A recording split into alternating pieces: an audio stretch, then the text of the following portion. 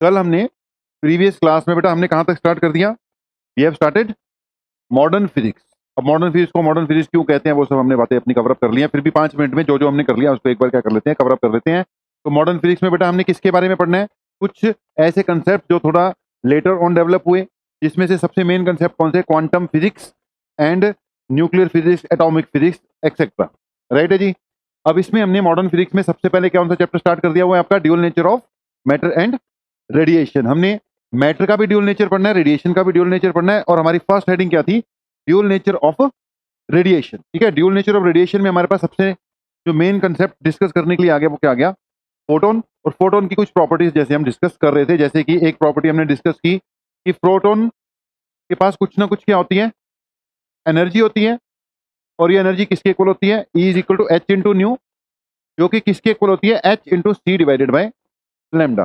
फिर मैंने बोला कि ये फार्मूला चलता रहेगा, लेकिन अगर नॉर्मली जाएं तो एनर्जी किस में आएगी? जॉल्स में आएगी। But in this chapter we will deal with energies जो कि हमें किस में देनी पड़ेगी बेटा? इलेक्ट्रॉन वोल्ट में प्रोवाइड करनी पड़ेगी। तो what is electron volt? It is a special unit of energy. इसकी डेफिनेशन आगे चलकर आ रही है, आज आ जाएगी। वैसे इसकी वैल्यू याद करो, 1 electron volt is equal to 1 point, बोल के बताना। इट इज, बोलो बोलो शाबाश, 1 electron volt is equal to, बोल दो यार, 1.6 इंटू 10⁻⁻19 जॉल। एक और पॉइंट मैंने बताया, जब भी आपको इलेक्ट्रॉन वोल्ट से जॉल में जाना होगा तो क्या करोगे? ई से मल्टीप्लाई। इस वैल्यू को याद करो, इलेक्ट्रोस्टैटिक्स वाले चैप्टर में आप क्या बोलते थे? ई भी बोलते थे।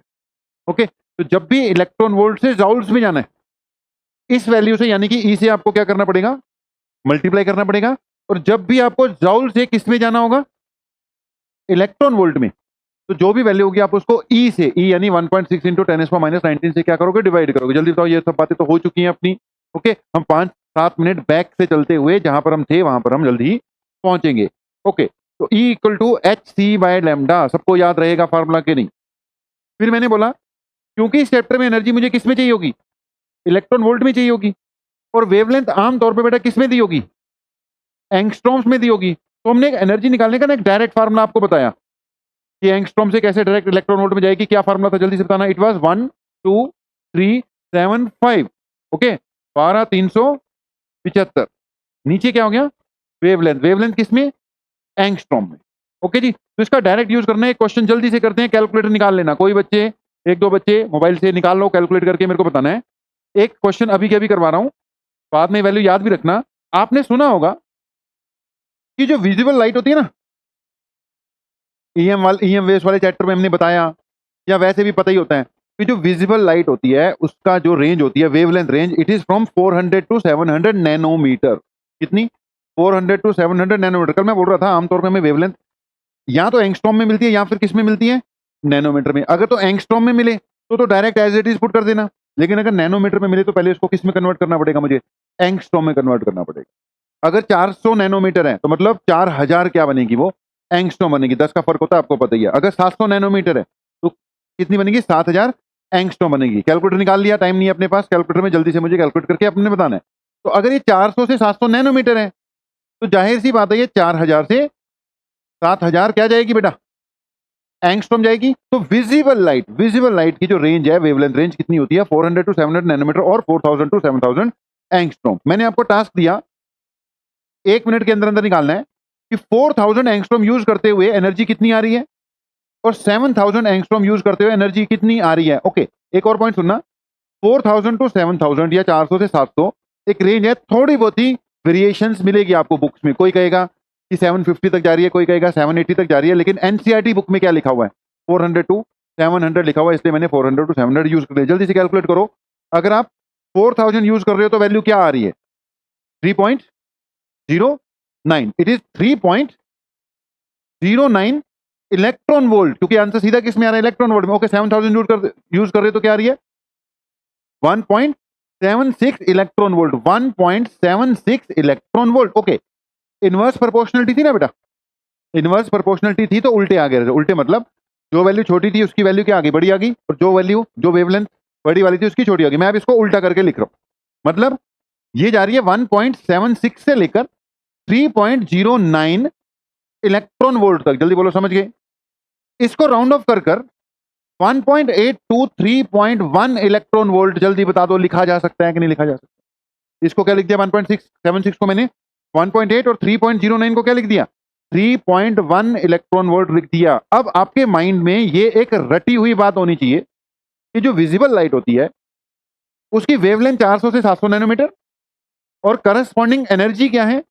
1.8 टू 3 इलेक्ट्रॉन वोल्ट। एग्जैक्टली बोलो तो 3.1 है। आप 3 भी याद कर लोगे तो मोटे तौर पे आपने सही बता दिया। ओके, एग्जैक्टली क्या निकाली हमने? 1.8 टू 3.1 इलेक्ट्रॉन वोल्ट। तो अभी हमने स्टार्टिंग ही की है, अभी तो हम वर्कआउट करना शुरू करेंगे। मैंने आपको बोला है न्यूमेरिकल वाला पूरा का पूरा क्या है? चैप्टर है। खूब तरह के न्यूमेरिकल्स करने होंगे। तो वैसे ही एक फार्मूला आपके पास था, ये आपके माइंड में रट जाना चाहिए। कभी कभी जॉल्स में भी निकालनी पड़ती है, तो ये पूरा भी लगाना आना चाहिए। एच की वैल्यू पुट कर रहे हो जी, सी की वैल्यू पुट कर रहे हो, डायरेक्ट लगाना भी आना चाहिए। बाकी बेटा कुछ प्रॉपर्टीज चल रही थी अपनी, वो सब हमने कर ही रखी हैं। तो एक इंपॉर्टेंट कौन सी आई थी आपके पास? E is equal to h nu, खूब यूज होगी। आगे बढ़ते हैं।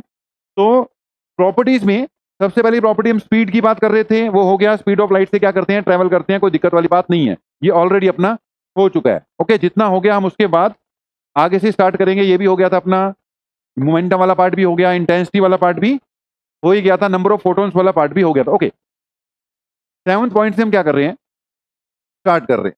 ओके, जिसने पिछला मिस कर दिया हुआ है वो प्रीवियस लेक्चर फिर देख लेना बेटा। आप लोगों में से तो मेरे ख्याल से सारे के सारे क्लास में लास्ट टाइम आए थे, बाकियों को लेक्चर हम भेज ही देते होते हैं। तो 7th पॉइंट, छोटा मोटा पॉइंट ये देख लेना। The frequency of a photon is it's characteristic property, it does not change when photon enters one medium from another. जो फ्रीक्वेंसी होती है ना किसी भी लाइट की, किसी भी रेडिएशन की, किसी भी वेव की, वो उसकी कैरेक्टरिस्टिक प्रॉपर्टी है, ये कभी चेंज नहीं होती। सोर्स ही चेंज होगी।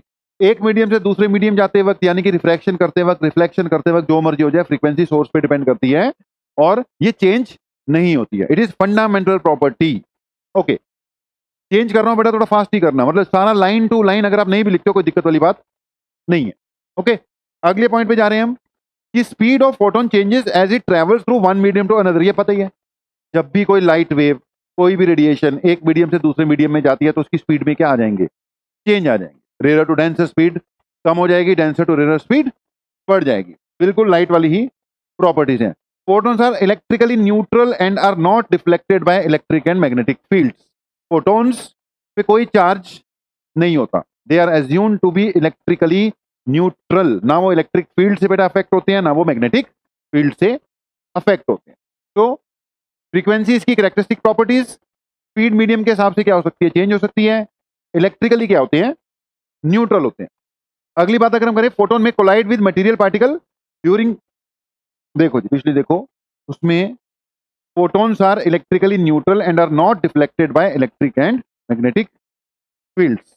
ओके, मतलब नोट्स अपने शॉर्ट में ले लेने, लाइन टू लाइन आपको लिखने की ज्यादा जरूरत नहीं है, बाकी आप बुक में से पढ़ोगे। ठीक है जी, चेंज कर दें, हो गया, करें बेटा? ओके जी, अगले पॉइंट पे थे हम।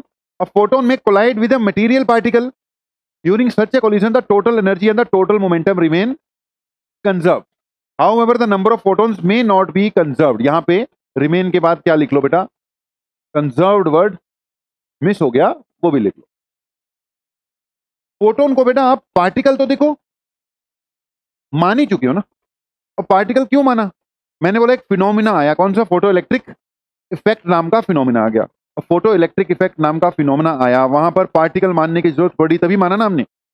अगर पार्टिकल माना है तो उनके पास एनर्जी है, और जिस भी पार्टिकल के पास बेटा एनर्जी है तो कुछ ना कुछ मोमेंटम तो होता ही है।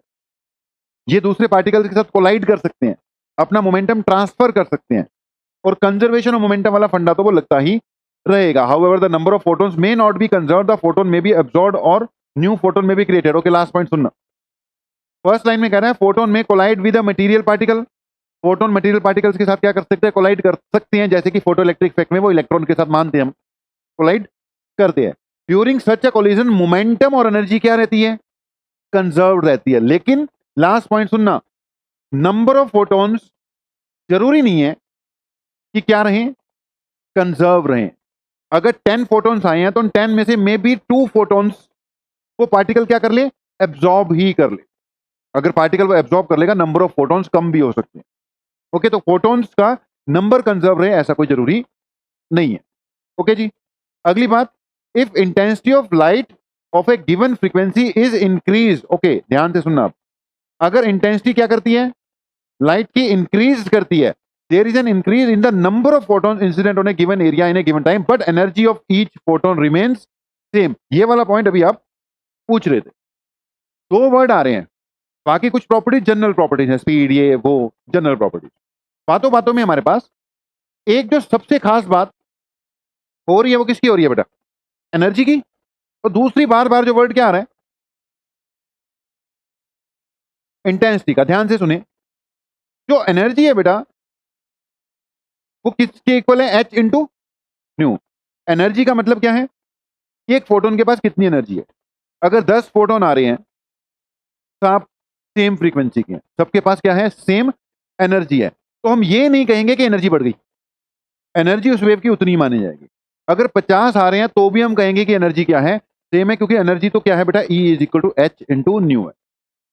अगर नंबर ऑफ फोटोन्स इंक्रीज हो रहे हैं तो हम क्या कह सकते हैं, क्या इंक्रीज हुई है जी, उसकी इंटेंसिटी इंक्रीज हुई है। जल्दी बोलो, समझ रहे हो पॉइंट को कि नहीं। वो बात दूसरी है कि ज्यादा फोटोन आएंगे तो ओवरऑल एनर्जी क्या हुई है, इंक्रीज हुई है। मेरा पॉइंट समझ रहे हो। दो सोर्स ऑफ लाइट हैं, ध्यान से सुनना, ये बल्ब 1 और ये बल्ब 2, दोनों की फ्रीक्वेंसी सेम है, लेकिन एक जो लाइट दे रहा है वो दूसरे के कंपैरिजन में डबल दे रहा है।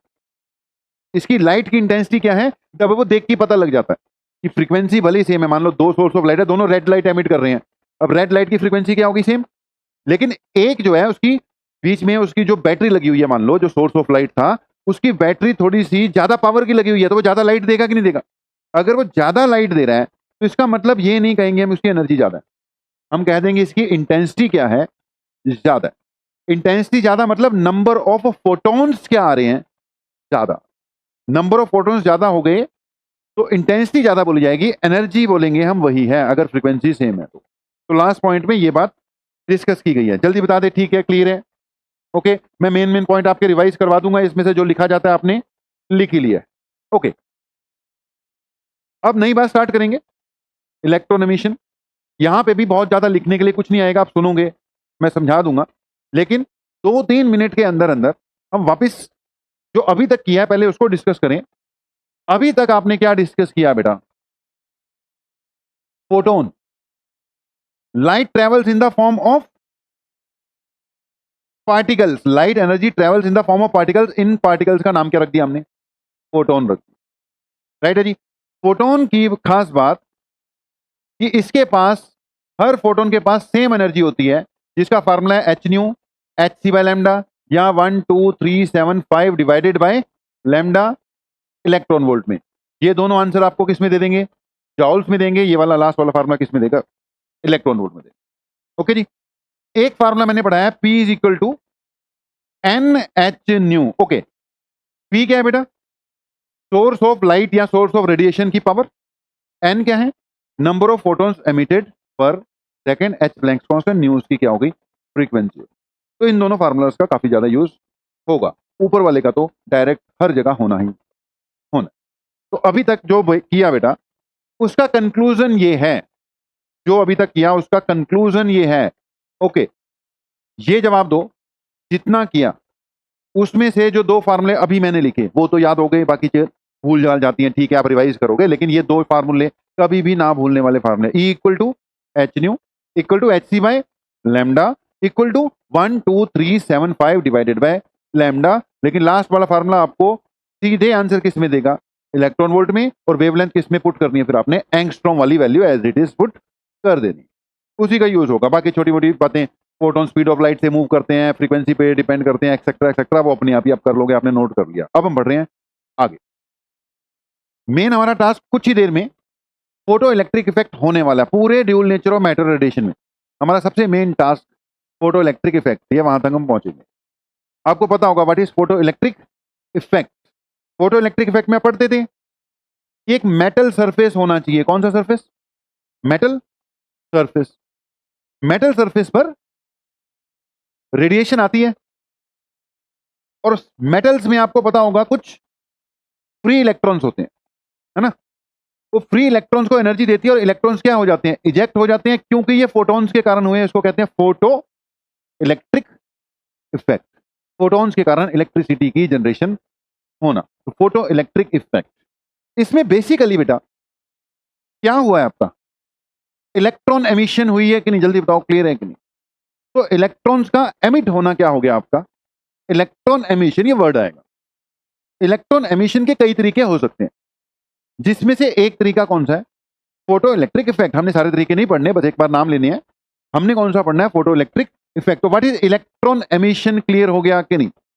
इलेक्ट्रॉन एमिशन मतलब मोस्टली मेटल्स से ही इलेक्ट्रॉन की एमिशन होती है, क्योंकि मेटल्स में ही क्या होते हैं, फ्री इलेक्ट्रॉन्स होते हैं। बोलो पॉइंट क्लियर है कि नहीं। आपने सुना होगा मेटल्स हैव फ्री इलेक्ट्रॉन्स, उनकी कंडक्टिविटी का कारण ही क्या है, they have free electron. Free का मतलब कि वो जो इलेक्ट्रॉन्स हैं वो अपने मतलब जो भी है न्यूक्लियस के साथ इतने ज्यादा स्ट्रांगली बाउंड नहीं होते, वो जो फ्री वाले इलेक्ट्रॉन है, और वो इधर उधर मूव भी कर सकते हैं, और अगर कोई उनको ज्यादा एनर्जी दे तो वो बाहर भी आ सकते हैं, मेटल से बाहर आ गए तो उसको क्या कह दिया हमने, इलेक्ट्रॉन एमिशन। ओके, इलेक्ट्रॉन्स को एमिट करवाने के लिए एक मिनिमम अमाउंट ऑफ एनर्जी बाहर से आपको प्रोवाइड करनी पड़ेगी। ये भी पॉइंट क्लियर है, केमिस्ट्री में सब कुछ पढ़ा हो कि वो जो इलेक्ट्रॉन फ्री हैं, अब इतने भी फ्री नहीं है कि मेटल को छोड़ के बाहर ही चले जाएं। वो अंदर ही अंदर तो ठीक है घूमकर कंडक्शन करवा देते हैं, लेकिन अगर उनको बाहर निकालना है तो आपको एक्सटर्नल एनर्जी क्या करनी पड़ती है, प्रोवाइड करनी पड़ती है, जिसको आप एक्टिवेशन एनर्जी कहते हो, ऐसे आयनाइजेशन एनर्जी, ये सब कंसेप्ट आपने पढ़े होंगे। यहां हम उसको वर्क फंक्शन बोलेंगे। क्या बोलेंगे, वर्क फंक्शन बोलेंगे थोड़ी देर में। तो इलेक्ट्रॉन एमिशन कई तरह की बेटा हो सकती है। एक हो सकती है thermionic emission. Thermionic means thermal effect से किसी मेटल सरफेस को इतना हीट कर दो कि उसके जो इलेक्ट्रॉन्स हैं वो सफिशिएंट एनर्जी गेन कर जाएं और बाहर निकलना स्टार्ट हो जाए। ऐसा भी होता है, थर्माइनिक एमिशन भी होती है। एक होती है जिसको कहते हैं फील्ड एमिशन। फील्ड से यहां पर क्या मतलब है बेटा, हमारा इलेक्ट्रिक फील्ड। फील्ड से हमारा क्या मीनिंग है यहां पर, इलेक्ट्रिक फील्ड। ये एक मेटल का मेटल सरफेस है बेटा, मेटल सरफेस के आसपास इतना स्ट्रॉन्ग इलेक्ट्रिक फील्ड क्रिएट कर दो कि वो इस मेटल के सरफेस के इलेक्ट्रॉन्स को इतनी ज्यादा अट्रैक्शन दे दे कि सरफेस से बाहर ही निकाल दे।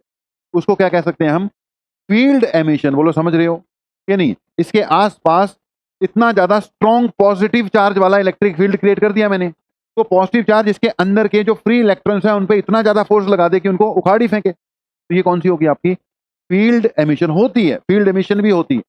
अभी हमारी डिस्कशन से बाहर की बात है, इसलिए मैं इस पे ज्यादा डिटेल में डिस्कस ही नहीं करूंगा। मुझे फोटो इलेक्ट्रिक इफेक्ट पे आना है जल्द, फिर भी नाम थे हमारे पास, तो इसलिए मैंने डिस्कस इतना सा करवा दिया कि भी मेटल के सरफेस को इतना हीट कर दो, इतना हीट कर दो, इतना हीट कर दो कि उसके इलेक्ट्रॉन्स जो हैं वो एनर्जी गेन कर बाहर ही आ जाए। वो क्या होगी आपकी, थर्माइनिक एमिशन। अगर इलेक्ट्रिक फील्ड प्रोवाइड करके कर दिया तो उसको क्या कह दिया हमने, फील्ड एमिशन। और अगर बेटा फोटो इलेक्ट्रिक इफेक्ट से हमने इलेक्ट्रॉन एमिट करवा दिया तो उसको क्या कह देंगे हम, फोटो इलेक्ट्रिक एमिशन।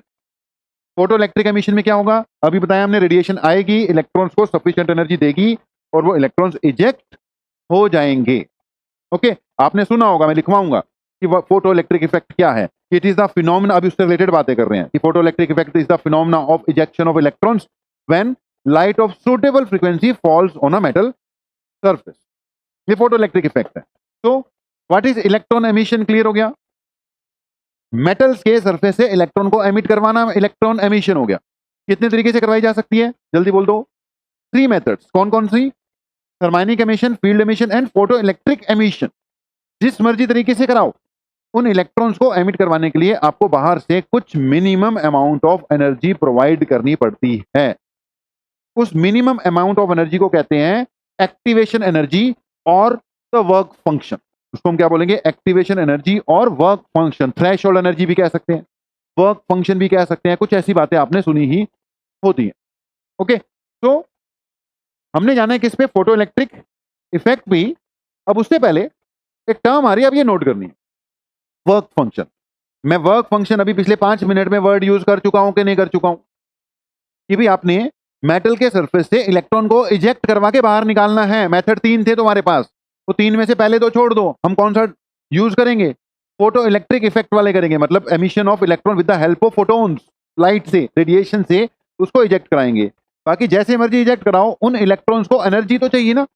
उस एनर्जी को क्या कहते हैं हम? वर्क फंक्शन कहते हैं। क्या कहते हैं उसको? Work function.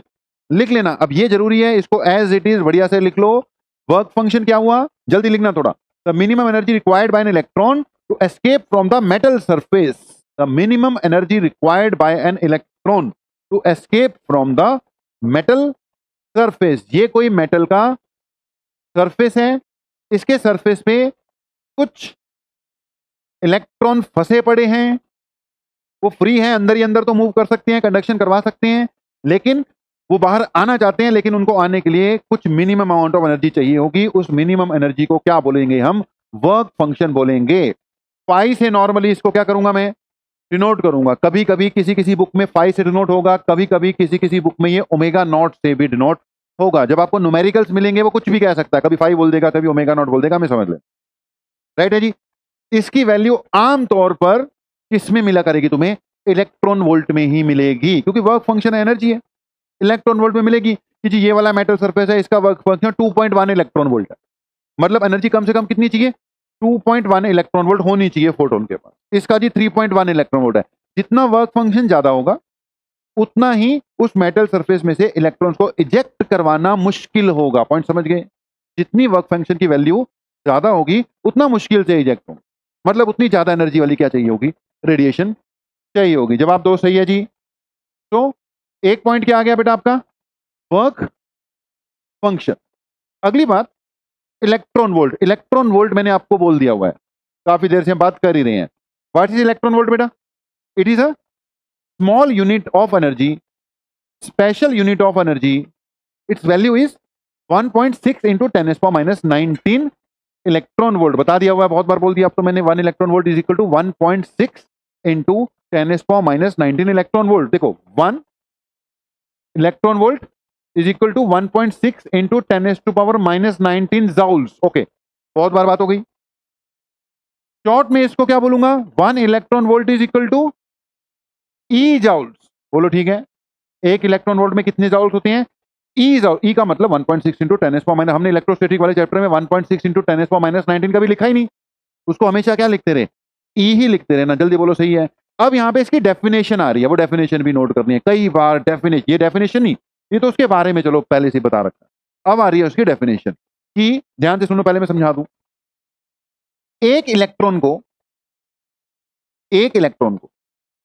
अगर मैं 1 वोल्ट का पोटेंशियल डिफरेंस प्रोवाइड कर दूं, तो किसी भी चार्ज पार्टिकल के अक्रॉस अगर आप वोल्टेज लगा दो, तो वो एनर्जी गेन कर ही जाता है। इलेक्ट्रोस्टैटिक्स वाले चैप्टर में पढ़ रखा है। ये energy is equal to q into v. जल्दी बोलो, समझ गए कि नहीं? पोटेंशियल एनर्जी का फार्मूला होता था क्यू इंटू वी। वी क्या है? जो आपने पोटेंशियल डिफरेंस प्रोवाइड किया है। क्यू इस पे चार्ज है, और यू उसने क्या अटेन कर ली? जो एनर्जी अटेन कर ली। बोलो समझ गए कि नहीं? जब तक वो रुका हुआ है, तब तक ये एनर्जी कौन सी एनर्जी होती है? पोटेंशियल। जैसे छोड़ दोगे वो भागेगा, तो ये एनर्जी कौन सी हो गई?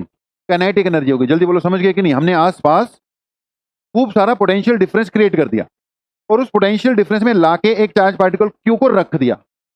अब रख दिया और उसको मैंने पकड़ रखा है। तो जब पकड़ भी रखा है, तो भी क्योंकि ये इलेक्ट्रिक फील्ड में या पोटेंशियल डिफरेंस वाले रीजन में आ चुका है, तो इसके पास एनर्जी आ गई है। अब ये चल नहीं रहा, मैंने इसको पकड़ कर रखा है, चल ही नहीं दे रहा, लेकिन इसके पास एनर्जी तो आ गई ना। कितनी एनर्जी आ गई? Q into v. ये कौन सी एनर्जी है? पोटेंशियल एनर्जी है। जल्दी बोलो समझ गए कि नहीं? क्योंकि ये फील्ड में पड़ा हुआ है। जैसे इसको छोड़ूंगा, ये इस एनर्जी के कारण क्या कर जाएगा? भाग जाएगा। अगर ये पॉजिटिव चार्ज हुआ, तो ये इलेक्ट्रिक फील्ड से दूर भागेगा। अगर ये नेगेटिव चार्ज हुआ, तो उसके टुवार्ड्स भागेगा। बोलो पॉइंट क्लियर हो गया कि नहीं? तो वैसे ये पोटेंशियल एनर्जी होती है, आगे चलकर एकदम किस में कन्वर्ट हो जाती है? काइनेटिक एनर्जी में कन्वर्ट हो जाती है। ओके, जल्दी से बता दो, पुराना फार्मूला याद हो चुका है? U is equal to q into v. Definition में लिखवाता हूं, पहले समझा दूं। तो U is equal to q into v है। मान लो मैं जिस पार्टिकल की बात कर रहा हूं वो कौन है? वो एक इलेक्ट्रॉन है। तो इलेक्ट्रॉन पे कितना चार्ज होता है? ई होता है कि नहीं? जवाब दे दो सही है। मान लो जिस पार्टिकल की बात की वो एक इलेक्ट्रॉन है, तो क्यू की जगह क्या लिख दूंगा? ई। और मैंने उसको कितनी वोल्टेज से एक्सलेट कराया? 1 वोल्ट से। तो इसकी जगह क्या आ जाएगा? 1।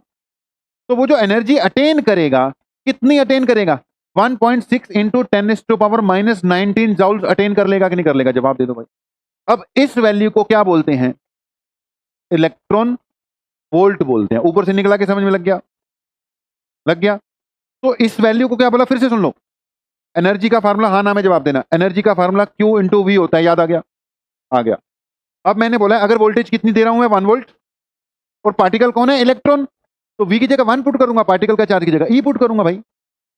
तो अगर वो इलेक्ट्रॉन होता और 1 वोल्ट से उसको एक्सीलरेट कराया होता तो कितनी एनर्जी गेन कर लेगा, 1.6 इंटू 10⁻19। और इस वैल्यू को हमने क्या बोलना है, इलेक्ट्रॉन वोल्ट बोलना है। इसलिए बेटा इलेक्ट्रॉन वोल्ट की डेफिनेशन क्या बनी कि 1 electron volt is the energy gained by an electron.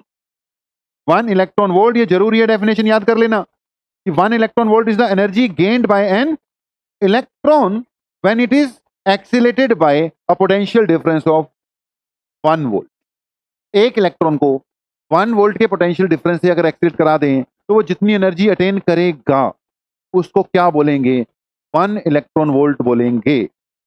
उसकी वैल्यू करोगे कैलकुलेट तो कितनी आएगी, 1.6 इंटू 10⁻19 जॉल आएगी। इसलिए बेटा 1 electron volt equal to 1.6 into 10⁻19 joule बोला जाता है।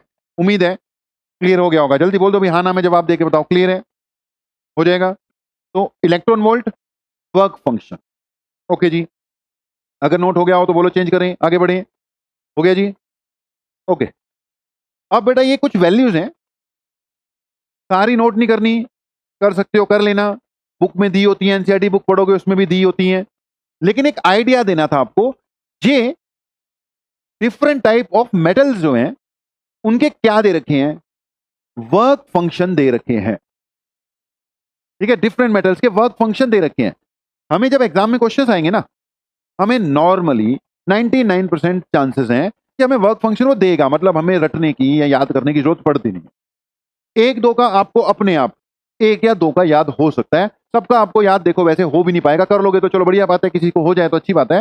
ये धीरे धीरे करके 1 2 3 4 याद हो सकती हैं। ये एक आपको बेसिक आइडिया दिया हमने। जैसे सबसे ऊपर कौन है, सीजियम, इसका वर्क फंक्शन कितना है, 2.14। सारे आंसर किस में है, इलेक्ट्रॉन वोल्ट में है। और लास्ट में कौन है, प्लेटिनम, इसका वर्क फंक्शन कितना है, 5.65 इलेक्ट्रॉन वोल्ट है। जल्दी बोलो क्लियर है कि नहीं, क्लियर है जी। अब तुम बताओ सीजियम और प्लेटिनम में से किसके इलेक्ट्रॉन्स इजेक्ट करवाना इजी है, इन दोनों में से बोल रहा हूं मैं, किसके इलेक्ट्रॉन इजेक्ट करवाना इजी होगा, सीजियम के या प्लेटिनम के, सीजियम के, because it's work function is less. जिसका वर्क फंक्शन लेस होता है उसके इलेक्ट्रॉन्स इजेक्ट करवाना क्या होता है, इजी होता है। ओके, आप अपना कैलकुलेटर निकालो, एक क्वेश्चन डाल रहा हूं, कैलकुलेटर निकाल के रखना। मान लो वेवलेंथ ऑफ लाइट है 5000 angstrom. Okay, wavelength of light कितनी है, 5000 एंगस्ट्रॉम। और मैंने किसकी बात की, 2.75 वाले की बात की, यानी कि सोडियम की बात की। क्वेश्चन है कि ये रेडिएशन जब सोडियम पे पड़ेगी तो उसके इलेक्ट्रॉन्स को इजेक्ट करवा पाएगी कि नहीं करवा पाएगी। तो आप जल्दी से क्या कर सकते हो, आप उसकी एनर्जी निकाल लो, क्योंकि आपको वेवलेंथ पता है, आपने लगाया 1 2 3 7 5 डिवाइडेड बाय क्या आ गया, 5000 एंगस्ट्रॉम। जल्दी बताओ मैंने क्या किया, पता लग गया तुम्हें कि नहीं, अभी अभी हमें फार्मूला पता ही है, तो हम इसकी क्या निकाल लेंगे, एनर्जी निकाल लेंगे। जल्दी बोलो, समझ गए, कितनी आ गई, 2.475। श्योर है जी, गलत मलत मत कर देना, रिकॉर्ड हो रहा है। 2 बाद में वायरल हो जाएगी वीडियो, गलत कराया सर ने क्योंकि मैं जितनी वीडियो पब्लिक करके डाल रहा हूँ सारी की सारी, तो सही कैलकुलेट करना वही लक्ष्य, मेरी इज्जत का सवाल है। तो 2.475 सही कैलकुलेट किया। ओके, तो E इज इक्वल टू 12375 वाला फार्मूला लगाया, 2.475 इलेक्ट्रॉन वोल्ट आया। किसके बारे में पूछा गया था, सोडियम के बारे में। अब तुम बताओ, ये जो 5000 एंगस्ट्रॉम वाली रेडिएशन थी, क्या सोडियम में फोटो इलेक्ट्रिक इफेक्ट करवा पाएगी कि नहीं करवा पाएगी, नहीं करवा पाएगी। इसका वर्क फंक्शन कितना है, 2.75। और इसके पास एनर्जी कितनी है, 2.475 इलेक्ट्रॉन वोल्ट। बोलो पॉइंट फॉलो किया। ऐसे क्वेश्चन आने, अभी मैं बार बार बोल रहा हूं, अभी हमने क्वेश्चंस की स्टार्टिंग ही नहीं की है, अभी तुम थ्योरी पढ़ा रहे हैं। बीच में चलो फार्मूला आपको याद हो जाए तो एक दो बीच में क्या करवा रहा हूं मैं, क्वेश्चन करवा रहा हूं। ओके, तो इस टाइप के क्वेश्चन आते रहेंगे। अब उसमें तुम्हें ये भी दिया होगा, ये भी दिया होगा, आपका काम सिर्फ क्या होगा, उसको कैलकुलेट करना होगा, या उल्टा क्वेश्चन आ जाएगा, सीधा क्वेश्चन आएगा। तो मतलब यहाँ पे आपको बस वैसे ही एक आइडिया देना था कि आपको 3 दे देगा, कई बार बोर्ड क्वेश्चन है कि उसने 1 2 और 3 दे दिए। मान लो सेम क्वेश्चन होता तो उसने A B और C, ये 3 जिसमें मैंने सर्कल किया, ये दे रखे हैं 1 2 और 3। और वेवलेंथ यही है, और उसमें क्वेश्चन पूछा हुआ है कि इनमें से किस किस में से फोटो इलेक्ट्रिक इफेक्ट ये लाइट करवा सकती है। तो आपने कैलकुलेट किया 2.475, तो 2.3 वाला भी दिया मैंने, 2.75 वाला भी दिया है, 4.6 वाला भी। 2.3 वाले में ये फोटो इलेक्ट्रिक इफेक्ट करवा देगी, इन दोनों में फोटो इलेक्ट्रिक इफेक्ट नहीं करवा सकती। बोलो समझ गए कि नहीं? तो इस टाइप के क्वेश्चन भी आ सकते हैं। ओके, वर्क फंक्शन क्लियर है? वर्क फंक्शन क्लियर हो गया। वर्क फंक्शन का जो फार्मूला है वो वैसे h nu not h c by lambda not भी है, लेकिन ज्यादा कौन सा चला देंगे हम?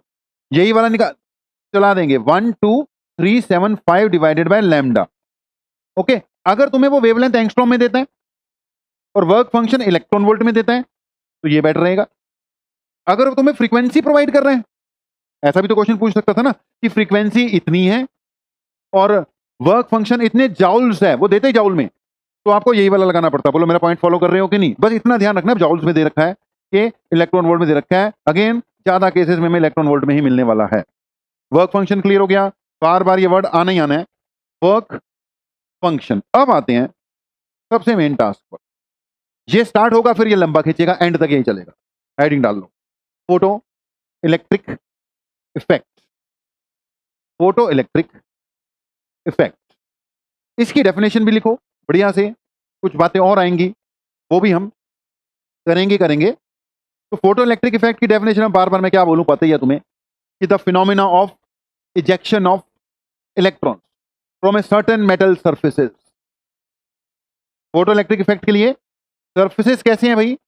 वो मेटल सर्फेसेस की ही बात होगी, from certain metal surfaces when radiation of suitable frequency.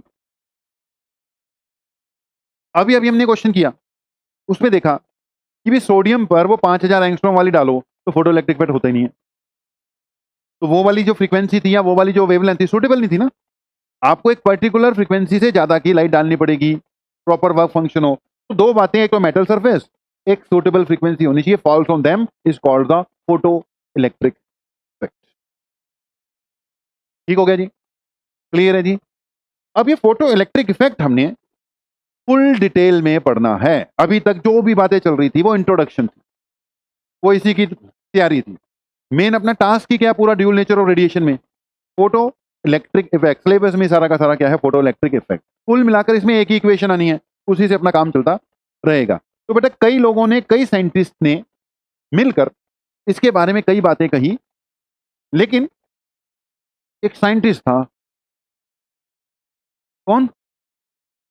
Einstein. सुने कि नहीं सुना? आइंस्टीन के बारे में तो सुना ही नहीं होगा हमने, है ना? तो आइंस्टीन नाम का क्या था? एक नॉन मशहूर साइंटिस्ट, है ना? अब फिजिक्स में जब नाम लो तो एक दो के नाम आते हैं, सबसे मशहूर कौन है? आइंस्टाइन ही है। अच्छा, आइंस्टाइन का अगर हम नाम लेते हैं, अगर किसी फिजिक्स वाले का नाम लो तो सबसे पहले आता है ये तो आइंस्टाइन है भाई, मतलब आइंस्टाइन फिजिक्स में सबसे बड़ा बंदा हो गया। अच्छा, जब आइंस्टाइन की बात करोगे तो उसकी कोई थ्योरी, उसने जो खोज की होगी, आपके माइंड में क्या आती है जब आइंस्टाइन का नाम लेते हैं? तो आइंस्टाइन ने कोई थ्योरी दी हो, कोई खोज की हो, आइंस्टाइन से एसोसिएटेड कोई सबसे मशहूर थ्योरी क्या है? कोई बताए? रिलेटिविटी। बिल्कुल सही बोला, आइंस्टाइन की थ्योरी ऑफ रिलेटिविटी बहुत मशहूर है। या फिर कोई और मशहूर फार्मूला जो आइंस्टाइन से रिलेटेड होगा? बिल्कुल सही बताया, थ्योरी ऑफ रिलेटिविटी तो ऐसे तो वो आइंस्टाइन एसोसिएटेड है ही है। E is equal to m c square, ये भी बिल्कुल सही बताया। मुझे लगता है यही आइंस्टाइन बनेगी, ये आइंस्टाइन के बारे में सबसे ज्यादा इसी को पता है। तो E equal to m c square है ना, मास एनर्जी इक्वलेंस। तो भाई जब भी फिजिक्स में आइंस्टाइन की बात होगी तो ये E equal to m c square सबसे पहले माइंड में आता है। थ्योरी ऑफ रिलेटिविटी भी सबसे पहले माइंड में आती है। ओके, अब अगली बात, साइंस में, साइंसेज में या अदर फील्ड्स में भी मिलता है ये प्राइज, नोबेल प्राइज दिया जाता है ना। बहुत बढ़िया कोई खोज कर देगा तो उसको क्या मिलता है? Nobel prize. अब आइंस्टाइन को कोई बताए नोबेल प्राइज किस चीज में मिला?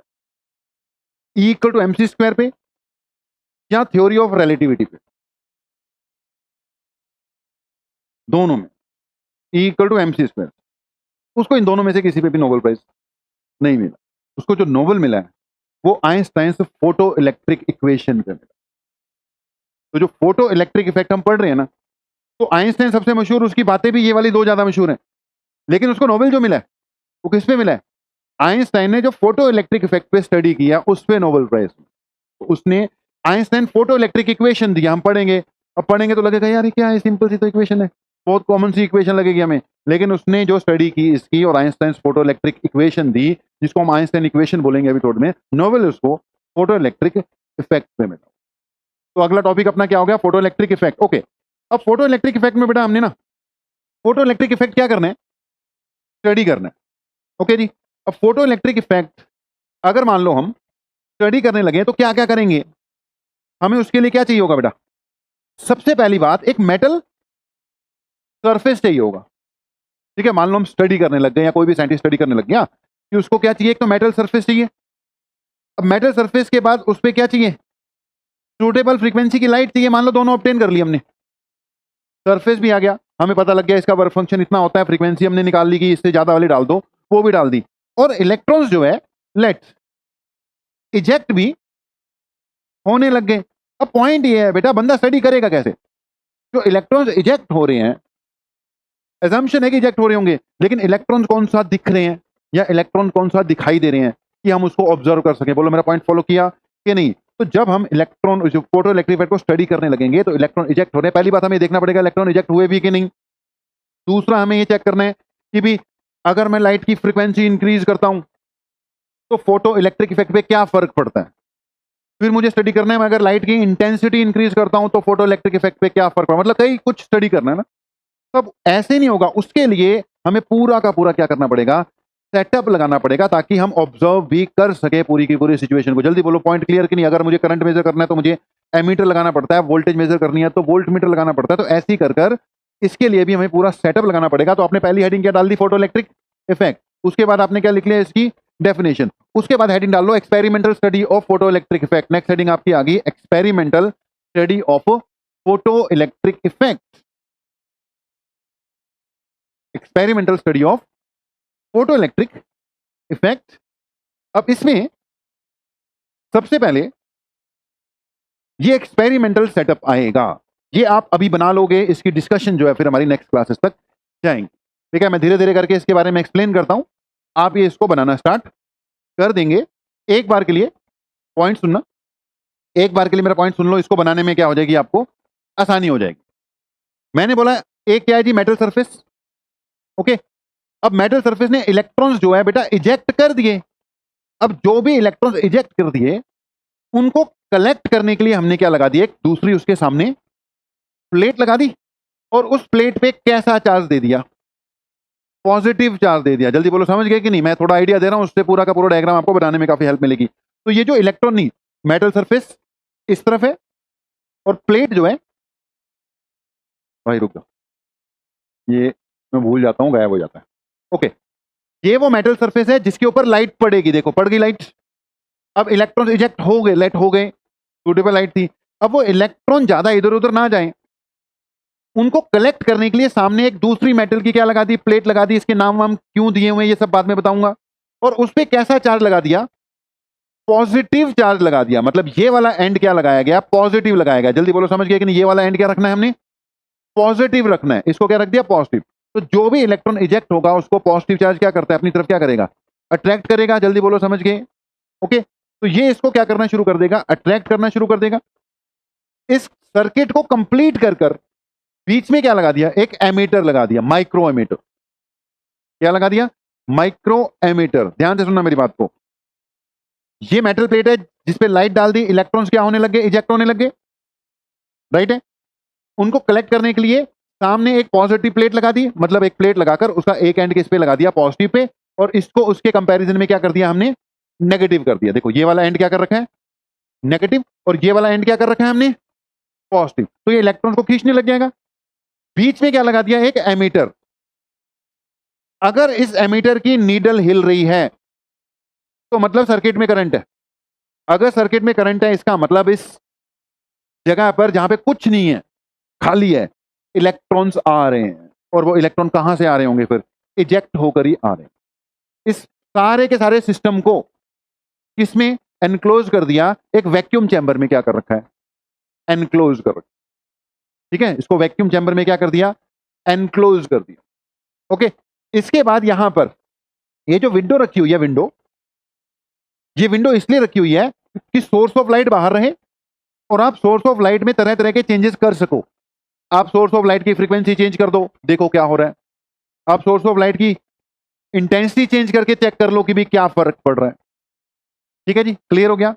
अब ये जो नीचे वाला पार्ट है ना, इसको क्या बोला गया है?